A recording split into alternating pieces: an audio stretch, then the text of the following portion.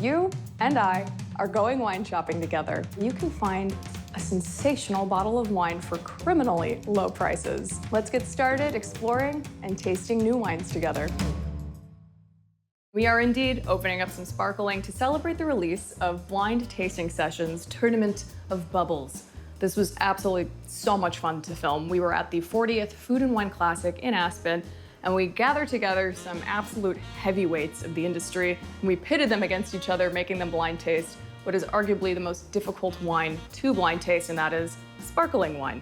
And we did have a couple of this particular style of sparkling in the lineup. So after we finished drinking this bad boy, head on over, watch Tournament of Bubbles, watch the best in the biz, pit it out for not only bragging rights, but also an insanely large bottle of bubbles.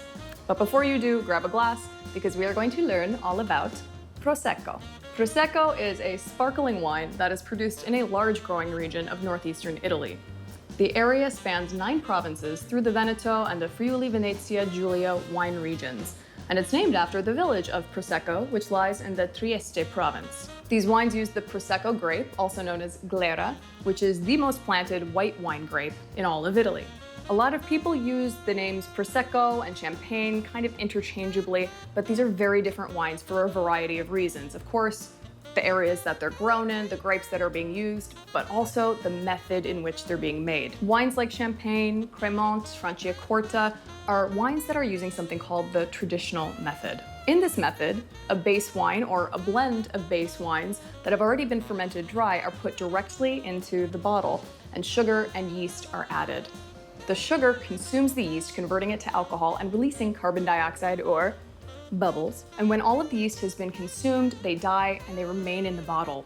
These are known as lees, and they give a good deal of texture and aromas to the finished wine. Prosecco, on the other hand, is made using the Charmat or tank method, which is what it sounds like. All of those bubbles are created under pressure in large stainless steel tanks. This makes it a ton easier for the winemaker to control fermentation and also gives the finished wine a very clean primary profile with snappy, tart, and ripe fruit and citrus notes. You tend to get richer, more oxidative notes on traditional method wines, and you'll generally see a big difference in color between a traditional method wine and a tank method wine. The tank method puts the finished wine under about 3 atmospheres of pressure, which makes the bubbles a little more fine, a little more delicate, and they don't tend to last as long as a traditional method sparkling wine, which is under about 5 to 6 atmospheres of pressure. Because of this relative ease of production, which is also much more cost-effective, Prosecco is a wonderful value sparkling wine. But Prosecco does come in a different range of quality levels and styles, and hence prices. The wine can be finished to different levels of sweetness. Increasing in sweetness levels, these are brut, extra dry, and dry, which has the most residual sugar. Even though most Prosecco is finished brut with under 12 grams per liter of residual sugar, you may perceive the wine as being a bit sweeter because of its ripe fruit and floral notes. The most common quality level that you'll see is going to be the Prosecco DOC, which is what we have here, and this means that the grapes can be sourced from all over those 9 different provinces. The higher quality levels get more and more specific when it comes to site, with the top wines coming from single vineyard sites. In Tournament of Bubbles, we pour the Santa Margherita Rive di Refrantolo Prosecco, which is one of these more rare distinguished bottles coming from a single village, Refrantolo. This is the Cecilia Beretta Prosecco DOC, which you can get at Trader Joe's for the low price of $9.99. This is a Prosecco that I've been getting myself for years. It's just very chill, easygoing, very approachable. It's gonna be pretty much exactly the same as some of those larger Prosecco producers that you see in the grocery store, but a few bucks less, so can't hurt, right? This kind of jumps out of the glass to me with ripe stone fruit notes. I'm talking peach. It's like Peach City in here in a very nice way.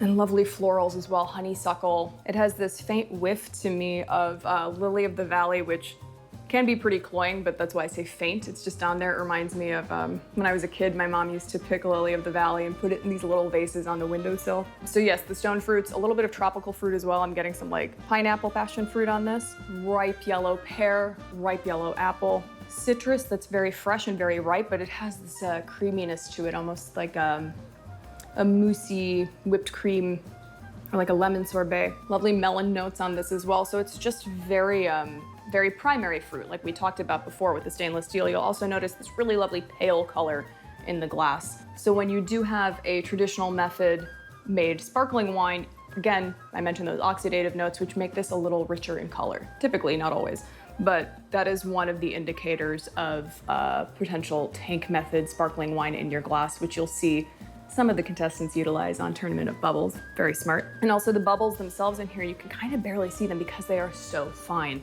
You get them on the palate though. Light body, medium plus acidity. It does actually have a little roundness to it, but it's very, very lifted. Medium minus alcohol on this. It does have, again, that touch of perceived sweetness. 11% alcohol. So yeah, moderate minus. But that lovely, bright, fresh acidity, Meyer lemon, all of those lovely stone fruit notes. Again, just a peach. Stone fruit season right now. So this is the wine to be drinking. And that creaminess, again, that moussiness, the whipped cream, the lemon curd, lemon mousse, meringue, all these different descriptors.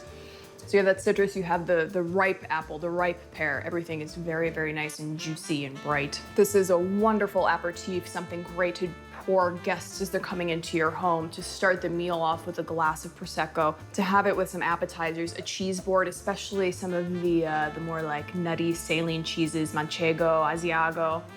Of course, the Italian cheeses are gonna be fabulous. But this can also, it doesn't just have to be an aperitif, appetizer wine.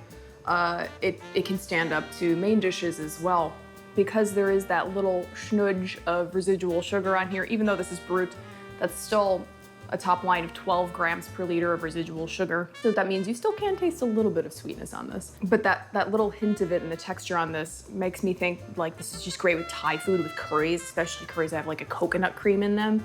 Yum. Now I want Thai food. I hate when I do this to myself. I talk through all these foods and then I just get hungry. Yeah, anything with like the coconut cream, the lemongrass would be great with this in a Thai dish. Dishes with ginger. That little bit of heat just gets mitigated by that, again, just whisper of residual sugar. Great with poultry dishes, roasted veggie dishes. This is a very summery, very fresh, easy drinking wine, which is exactly what it's meant to be. I'm sure that you have tried Prosecco before. Do you have any favorite producers or go-to producers like I've gone to this one for years? Or have you had the very special treat of trying some of those top tier Proseccos? I think a lot of people believe that all Proseccos are gonna be this entry level, which is delightful, and this is exactly what this should be, and we need wines like this. But it is kind of fun to maybe change your mind, try something that changes your perspective on these wines, like one of those higher tier ones. They're not always super easy to find, but check out your local wine stores. Talk to the people who work there because they're gonna be very knowledgeable and guide you into the right direction. If you say you want to try some of the more top tier superiore Proseccos and the Rives that come from the single villages. So much fun. So let me know what you think of Prosecco. Let me know your favorite Prosecco in the comments below. And don't forget, you gotta go head on over and watch Tournament of Bubbles only on Som TV. Go watch some of the best in the biz duke it out and blind taste the most difficult blind tasting wine in the world, sparkling. And salud, keep exploring and trying new wines.